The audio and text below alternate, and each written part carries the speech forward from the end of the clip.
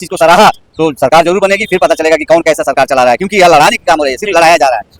अभी एलयू में क्या जरूरत थी? एलयू में मान लीजिए आपको मस्जिद है, वहाँ पे जाके नमाज पढ़िए, इफ्तार वहाँ बनाइए। आप एक शिक्षा का वो प्लेस है, वहाँ पे आप नमाज पढ़ने लगे, वहाँ पे हनुमान चालीसा होने लगे, वहाँ सुंदरकांड चल रहे, वहाँ रामायण चल रहे, तो पढ़ाई क्या होगी बताइए? हम रामायण पढ़ेंगे बैठ के, तुम वहाँ पढ़ाई अब कोई भंडारा करने लगता है। अब बताइए वहाँ की बीसी क्या कर सकते हैं? लड़ाई करें, लोग कहते हैं बीसी की गलती है, चाहे शिक्षक की गलती है। हम पढ़ेंगे ही नहीं, हम पढ़ेंगे था कि यार हम लोग के समय पढ़ाई होती थी, और पढ़ाई कंप्यूटर का जमाना नहीं था, मोबाइल का जमाना, आप किताब से ही ढूंढ के। जिस तरीके से देखा जाए, योगी आदित्यनाथ सिंगापुर जाके बोले 9 साल पहले इतिहास कुछ और था उत्तर प्रदेश का, आज इतिहास कुछ और है, कुछ दूसरे नजरिए से देख रहे हैं। पहले देखा जाए गुंडा माफिया ये लोग रहते थे, आज गुंडा माफिया नहीं है। कैसे देख रहे हैं उनके बयान को? वो तो बहुत सराहनीय है। अगर विदेश में गए हैं तो ये सब चीज़ों को अगर उन्होंने अपने, उनकी तो बड़ाई लोग करते ही हैं, सब लोग कर रहे हैं, लेकिन जो देश में हो रहा है अभी गुंडा माफिया, तो खुद बीजेपी लगी हुई यूजीसी कानून ला करके गुंडा माफिया तो खुद ही पैदा कर रहे हैं, है ना। लेकिन अगर उन्होंने बात कहा है तो उनका सराहनीय कदम है, और उन्होंने गुंडे माफियों पे थोड़ा सा अंकुश तो लगाया हुआ है सर, ऐसा नहीं कि नहीं लगाया हुआ है ना। लेकिन अभी जो यूजीसी का मामला चल रहा है, देखिए सवर्ण वर्सेस ओबीसी हो गया है, दलित हो गया है, तो ये लड़ाई तो चल रहा है जी। ये कितनी लड़ाई है बताइए? अभी 8 तारीख को वहाँ दिल्ली में होने वाला है, तो वहाँ कितनी लड़ाइयाँ चलेगी। तो ये सब चीजें नहीं करनी चाहिए। अगर आप अंकुश लगा रहे हो तो अच्छा से लगाइए, जाति और वर्ग विशेष में बात। देखा जाए 27 का चुनाव आ रहा है, जिस तरीके से यूजीसी हो या शंकराचार्य है, ये सब क्या 2027 तक चुनाव में ये सब मुद्दा बनेंगे, या फिर मुद्दा विकास, रोजगार, महंगाई बनेगा? सर मुद्दा तो चालू हो गया जी, पहले यूजीसी आया, शंकराचार्य आए जी, तो ये मुद्दा ही तो है। 27 तक रहेंगे या और अभी देखिए लखनऊ यूनिवर्सिटी का देखिए, हिंदू मुस्लिम चल रहा है, वो नमाज पढ़ रहे हैं, वो हनुमान चालीसा गा रहे हैं, तो यही तो है मुद्दा जी। इसी मुद्दे को भुना के सरकार में आते हैं, और इसी मुद्दे को भुना के सरकार में जब आ जाते हैं तो 5 साल शांत हो जाते हैं, है ना। मोदी जी जैसे लोग यूजीसी ला के रख देते हैं, है ना। अभी ओवैसी साहब जैसे लोग आके नमाज पढ़वाने चालू करेंगे एलयू में, कुछ लोग आके कुछ कराएंगे, कुछ लोग। इसलिए तो अखिल भारतीय एक सर्वजन हित पार्टी बनी हुई है, जो इस साल 2027 में अलग मेथड पे चुनाव लड़ेगी। अलग उनका सोच होगा, अलग उनकी नीति होगी, अलग उनका नियत होगा। किसानों पे, शिक्षा पे, बेरोजगारी पे, स्वास्थ्य पे पूरा केंद्रित होगा।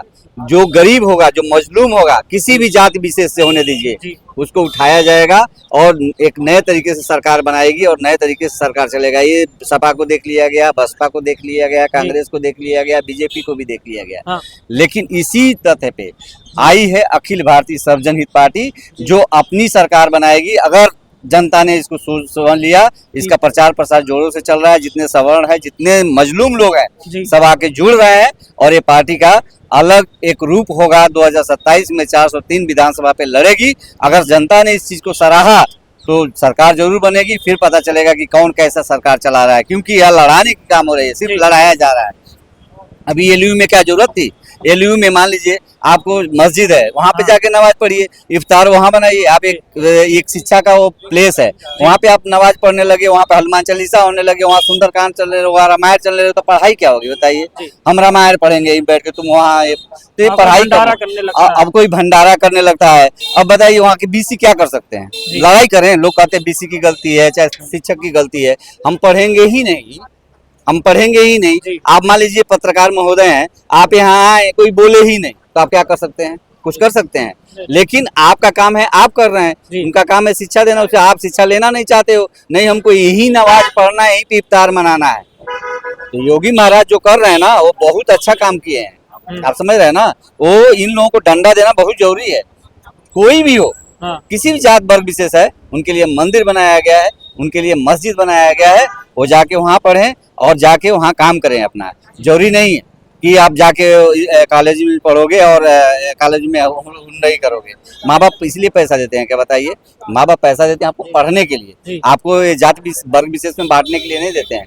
लेकिन जो तथाकथित नेता बनने वाले लोग हैं, वो नेता जिनको बनना है, पढ़ना नहीं है, उनको नेता बनना है। तो ये चीज तो ला के रख दिया ना यूजीसी वाले। देखा जाए ये आपके समय भी ये जातिवाद जो स्कूलों में चलने लगा, ये पहले था या नहीं था, क्या मानते हैं? या फिर ये 9-10 साल में ये सब जातिवाद सबसे ज्यादा? देखिए जब मैं पढ़ता था, देखिए सर मैंने भी बीएससी किया है, मैथ से बीएससी किया है, हम मुस्लिम और हम एक ही हॉस्टल में रहते थे जी। हम कभी नहीं, हम तो फौज से बिलोंग करते हैं। मैं फौज में भी कभी ऐसा नहीं हुआ है कि एक जहाज में चाहे एक बेड में चाहे एक डाइनिंग हॉल में जहाँ हम खाना खाते हैं वहाँ हर जात के लोग खाना खाते हैं और हम लोग साथ में बैठ के खाते हैं, साथ में नहाते हैं, साथ में धोते हैं, सब कुछ काम साथ में करते हैं। हम जब बाहर आए हैं राजनीति में, जब से मैं आया हूँ 1-1.5 साल से, तब से मैं देख रहा हूँ कि जात पात का बहुत ज्यादा हो रहा है। इसीलिए मैं देखिए पहले बीजेपी में था, इसके पहले मैं सपा में था, जब मैं सर्विस में रहते हुए मैं देखता था और चलता था। लेकिन जब इन सबों के नीतियों को मैंने देखा तो मैंने देखा एक अखिल भारतीय सर्वजन हित पार्टी बनी है, इसके नए नीति से हमको चलना है। उसका प्रदेश प्रवक्ता और प्रदेश महासचिव हूँ मैं।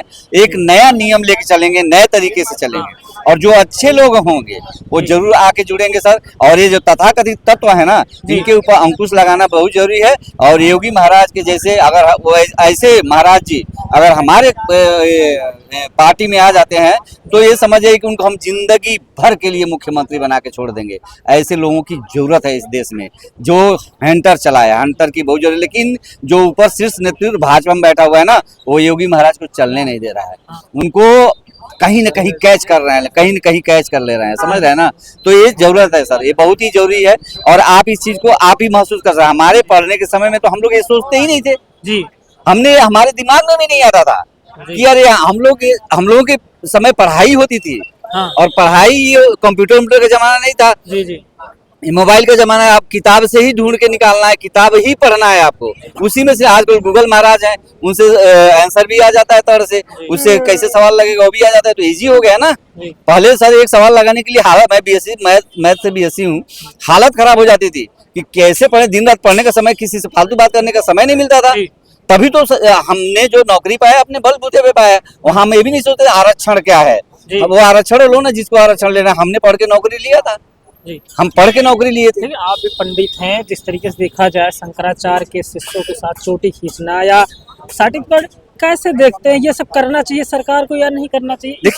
देखिए सर, जो शंकराचार्य का मैंने वक्तव्य सुना, उन्होंने भी तो शंकराचार्य जी का भी ये ओहदा नहीं है कि एक योगी महाराज को, जिन्होंने देश के लिए, देश के प्रदेश के मुख्यमंत्री हैं, उनको हुमायूं का औलाद बोलना ये अच्छी बात है? बताइए, बाबर का औलाद बोलना, हुमायूं का औलाद बोलना, ये अच्छा शोभा देता है? एक शंकराचार्य को ये शोभा देता है? दूसरी बात यह है, अगर वो सही है तो डर किस बात का? आप सही हैं तो डरते क्यों हैं? अगर आप शंकराचार्य हैं, मैं यहाँ पे शंकराचार्य हूँ, और अगर सरकार एक प्रोटोकॉल बनाई है कि आप इस रास्ते से जाएंगे, मैं बोलूंगा नहीं मैं शंकराचार्य हूँ, मैं तो बोल रहा है कि वहाँ खतरा है आपको, आप उधर जाएंगे तो मर जाएंगे या जनता मर जाएगी। आप बोलोगे नहीं मैं इधर ही से जाऊंगा, मैं शंकराचार्य हूँ, मैं इधर ही से जाऊंगा।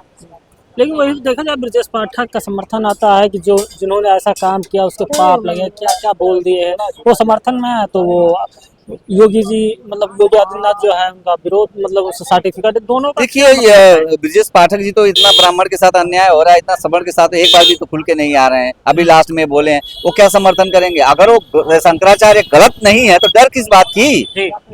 वो तो 2 लड़कों ने आके बोला है ना सर, ये तो वहाँ पे अदालत में ये चीज है, तब डर क्यों रहे हो? जाओ जेल, अगर गलत काम करोगे तो आपको कोई छोड़ेगा? बताइए। अगर आप या मैं तो नहीं डरता हूँ किसी से, मैं कभी नहीं, मैं बोलने में भी नहीं डरता हूँ। मैं क्यों डरूं? मैं गलत करूंगा तब तो डरूंगा। मेरे को डर नहीं। मैं फौज में 38 साल सर्विस करा और मैं राष्ट्रपति भवन में सर्विस करा, मैं मिनिस्ट्री में सर्विस करा, मैं कोई गलत काम नहीं करता, मैं डरता ही नहीं था। जो कुछ आपके सामने है भाई, मैं जो कुछ भी हूँ आपके सामने हूँ, आप मुझसे गलत करवा नहीं सकते। अगर मैं करना चाहूंगा तो मेरे को ले चलो ना पकड़ के जहाँ लेके चलना है। तो शंकराचार्य को इसमें डरना नहीं चाहिए, उनको बोलना चाहिए कि चलो हमको जेल में ले चलना है, जेल में चलो। उनको भी अपने जबान पे कंट्रोल रखना चाहिए कि मैं क्या बोल रहा हूँ। एक सूबे के मुख्यमंत्री को, योगी आदित्यनाथ को, जो देश के लिए, प्रदेश के लिए लड़ाई लड़ रहे हैं, अकेले लड़ रहे हैं, और ऊपर के 2 गुजरात के लोग बैठे हुए हैं, उनको लड़ने नहीं दे रहे हैं। बताए, समझ रहे हैं ना? जी जी। इसलिए हम हमेशा बार बार हर चैनल पे ही कर रहे हैं। ये अंदर में बहुत ज्यादा जलन है, समझे कि गुजरात के लोग आके देश के ऊपर राज कर। देखिए मुरली मनोहर जोशी जी, कटियार जी, आडवाणी जी, ये बनाई हुई इनकी अटल बिहारी वाजपेयी की पार्टी है, श्यामा मुखर्जी जी की पार्टी है, उसको इन लोगों ने भुना लिया। अब इनको 75 साल होने वाला है, मतलब इनका कार्यकाल खत्म। ऐसा करके डाल दो कि योगी आदित्यनाथ का ये चल रहा है, हवा चल रहा है कि भाई आपको प्रधानमंत्री के रूप में हम देखना चाहते हैं, तो ऐसा कर दो कि वो भी न बन पाए, है ना। तो ये गलत बात है। वो लोग जो सोचते हैं, आपने इतने बड़े बड़े नेता को तो आपने धराशायी कर दिया। आपके लिए एज माने नहीं रखता है। लाल कृष्ण आडवाणी को आपने साइड में कर दिया। फिर ये देखा जाए तो फिर आप जिस तरीके से योगी की बड़ाई कर रहे हैं, क्या श्रवण समाज जो है 2027 में योगी आदित्यनाथ के चेहरे फिर से वोट देगा? श्रवण समाज देखिए बीजेपी को वोट नहीं देगा। अरे योगी के चेहरे तो दे सकता है। एक योगी के चेहरे नहीं बड़ाई ये कर रहा हूँ कि काम काज पे बड़ाई कर रहा हूँ। जो योगी महाराज तो निकल के भी बाहर में देखिए, योगी महाराज ने काम किया है ना। हाँ। उसकी बात कर, मैं आप ये बात हमसे नहीं पूछे थे, आपने ये बात मेरे से नहीं पूछा था।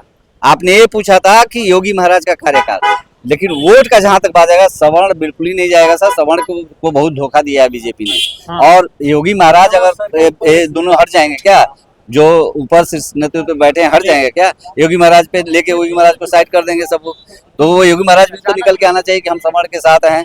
हाँ, हम ऐसा कानून नहीं आने देंगे।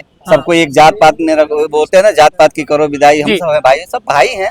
तो हमारे अखिल भारतीय सर्वजन पार्टी का ही नारा है कि जात पात की करो विदाई, हम सब हैं भाई भाई। यही लेके चलना चाहिए और यही लेके सुनना चाहिए सर, यही बोलना चाहिए।